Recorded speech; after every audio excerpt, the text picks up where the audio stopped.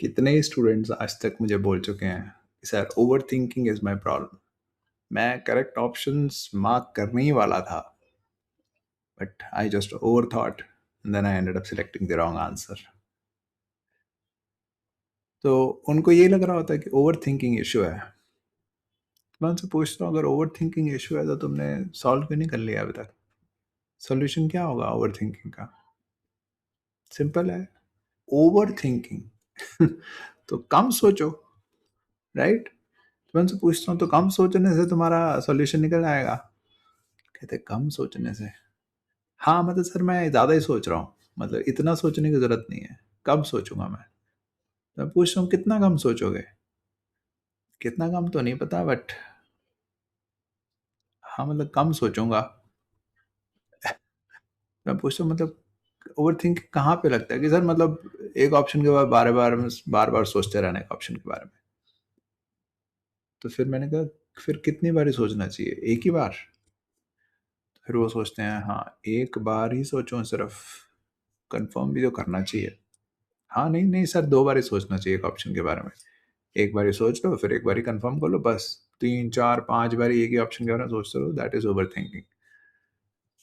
तो मैं कहता हूँ तो दो बार ही सोचना है, तो ऐसा नहीं हो सकता कि तुम पहली बार ही सही सोचो और दोबारा सोचने बैठे तो कुछ गलत चले गए? कहते हैं हो सकता है वैसे तो।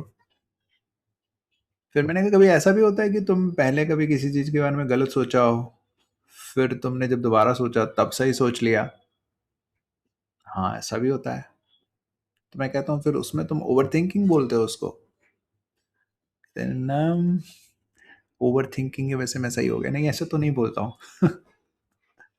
तो मैंने कहा दोनों ही केस में एक्टिविटी तो सेम ही हो रही है कि तुमने पहले कुछ सोचा, फिर तुमने दोबारा कुछ सोचा, तो दोबारा जब सोचा तो कुछ और आंसर आया, राइट? एक में तुम करेक्ट से इनकरेक्ट में जा रहे हो, एक में तुम इनकरेक्ट से करेक्ट में जा रहे हो, राइट? बट एक्टिविटी तो सेम हो रही है, चीज़ों के बारे में दोबारा सोच रहे हो और दोबारा सोचते बाद डिफरेंट आंसर आ रहा है दिमाग में। एक का तुम ओवर थिंकिंग बोलते हो जब तुम करेक्ट से इनकरेक्ट में जाते हो, और जब तुम इनकरेक्ट से करेक्ट में जाते हो तुम उसको ओवर थिंकिंग नहीं बोलते हो। फिर तुम बोलते हो कि नहीं, मैंने दिमाग लगाया, लॉजिकली एनालाइज किया, रीजनिंग लगाई मैंने, सो आई एम ड्रामेटाइजिंग इट। तो तब तुम कहते हो कि नहीं नहीं, this was my rational analysis, जिससे मैं सही आ गया। इनिशियल तो थॉट गलत था, पर मैं बच गया, देखो अपने दिमाग लगा के। पर यही एक्टिविटी जब दूसरी जगह कर रहे हो जिसमें तुम करेक्ट से इनकरेक्ट में जा रहे हो, तब तुम ये नहीं कह रहे नहीं मैंने पूरा दिमाग लगाया, रैशनल एनालिसिस लगाया और फिर मैं गलत पहुंच गया। तब ऐसा नहीं हो रहा। तब तुम कह रहे नहीं ओवर थिंकिंग कर ली मैंने, इतना सोचने की जरूरत नहीं थी, पहली बार ही सही तो था मैं, राइट? तो फिर जब इसको तुम ओवर थिंकिंग ही बोल रहे हो क्योंकि तुम सोच रहे हो कि तुमने दूसरी बार सोचना ही नहीं चाहिए था, तो फिर अगली बार से तुम दूसरी बार सोचना बंद कर दोगे, राइट? तो फिर जब तुम इनकरेक्ट से करेक्ट भी जाते हो वो भी जाना बंद हो जाएगा। नहीं ऐसा नहीं होगा।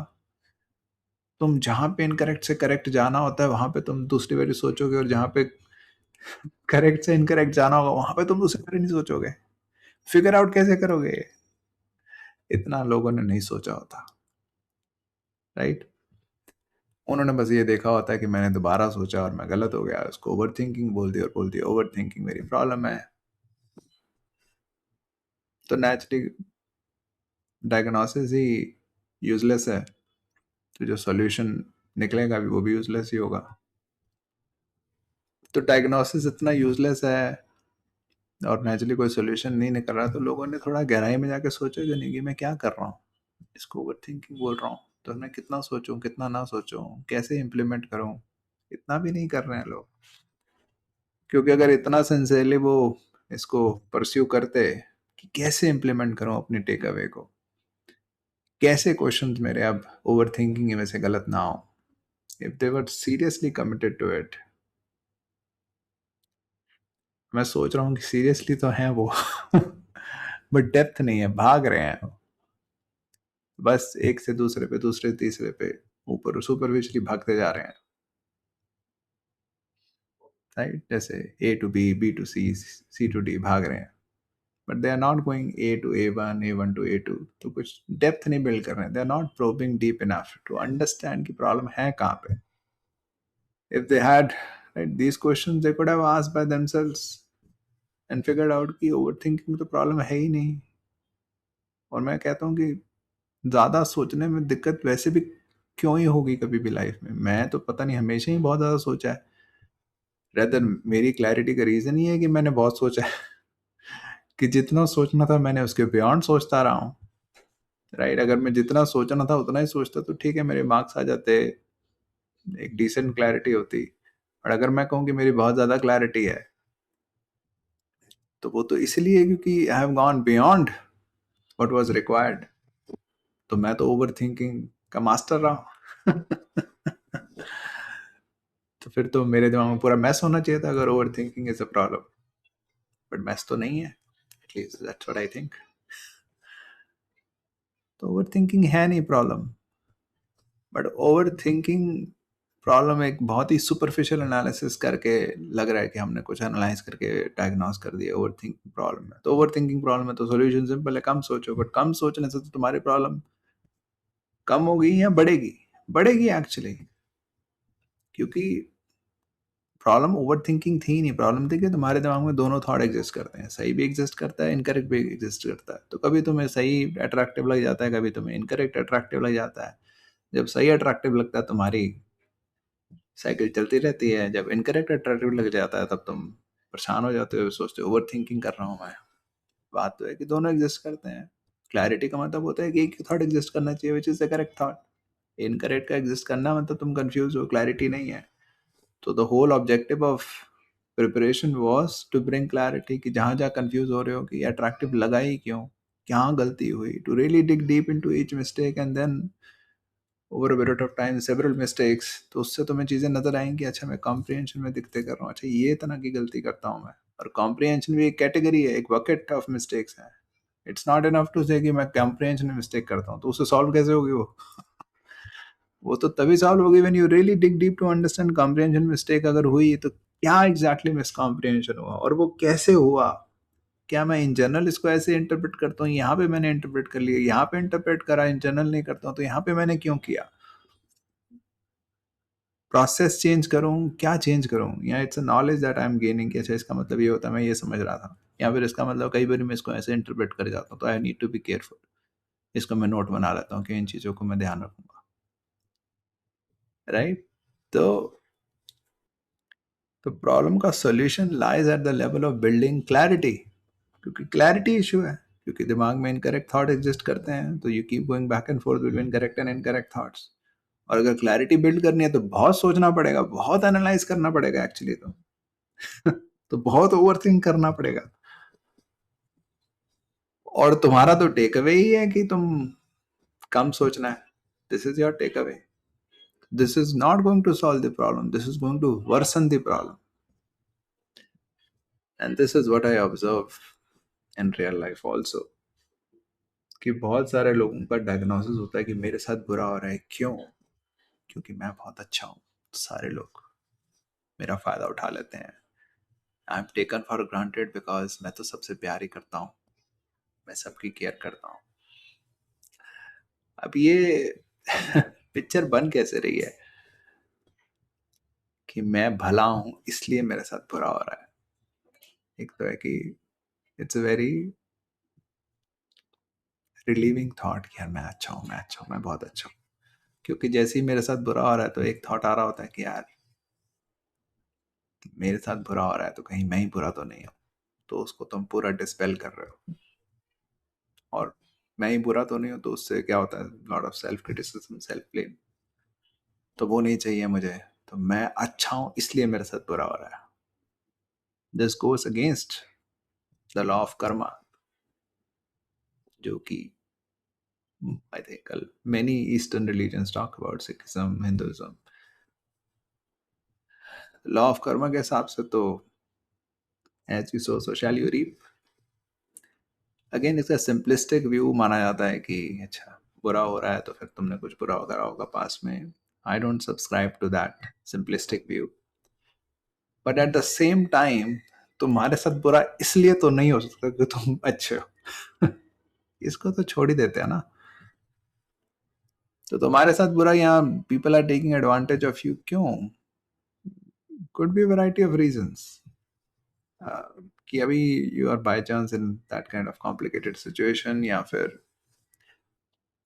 you don't have the skills to intelligibly handle situations, so you end up on the wrong side of things. But it is not because you are good, that's why bad things are happening to you.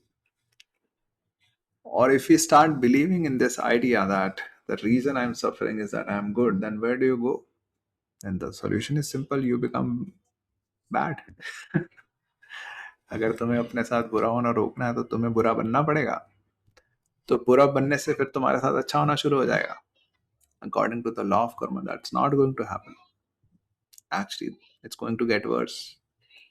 तो जो तुम diagnose कर रहे हो अपनी problem, और जो उस डायग्नोसिस के बाद जो सॉल्यूशन ऑब्वियस निकलेगा, उससे तुम्हारी प्रॉब्लम सॉल्यूशन की तरफ नहीं, वर्सनिंग की तरफ जा रही है.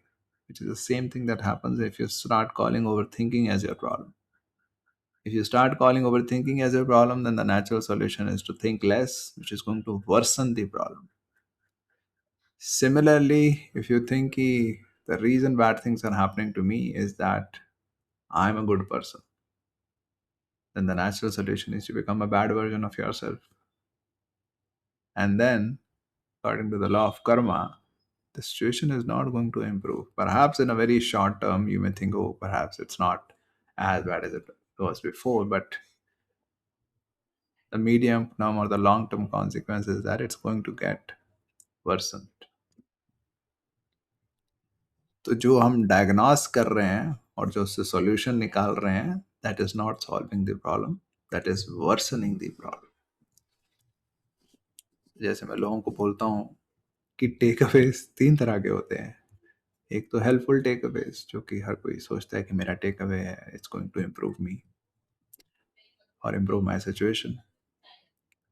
Then there are useless takeaways, जिनका कोई फायदा नुकसान नहीं है, बिल्कुल यूजलेस है. ठीक है, तो फॉर एग्जाम्पल कई लोग बोलते हैं कि I will be more careful. अब it's a useless takeaway. Implement तुमने क्या ही करना है, इसको क्या इम्प्लीमेंट करोगे तुम? तो it's just words on a screen और ऑन अ पेपर. तो उसका कोई इम्प्लीमेंटेशन नहीं होना, उसको कोई इम्पैक्ट नहीं है. It's a useless takeaway. Then there are harmful takeaways, जैसे ये overthinking is my problem. So think less. Now people think it's a takeaway. It's a harmful takeaway. It's going to worsen the situation. Similarly, on critical reasoning, some people have this takeaway that we should not use common sense while solving CR questions. उनको लग रहा था वो takeaway है कि कुछ question गलत करे, जब सॉल्यूशन पढ़ा तो लगा ओ मैंने कॉमन सेंस यूज कर ली. कॉमन सेंस यूज नहीं करनी होती CR में, क्रिटिकल रीजनिंग में. अब ये उनका टेकअवे है. मैं उनसे पूछता हूँ कॉमन सेंस नहीं यूज करेंगे तो कैसे करेंगे, कैसे करेंगे? मतलब फॉर्मल लॉजिक का टेस्ट है ये?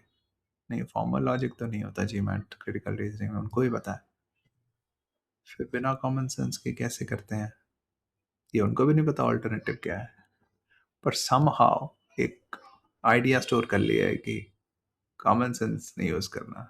अब यूज करे बिना कोई गुजारा भी नहीं है, कैसे करोगे तुम क्वेश्चन सॉल्व? बट फिर भी एंटरटेन कर रहे हैं. तो अपने ही टेक अवेज के बारे में कुछ गहराई में सोचा नहीं है.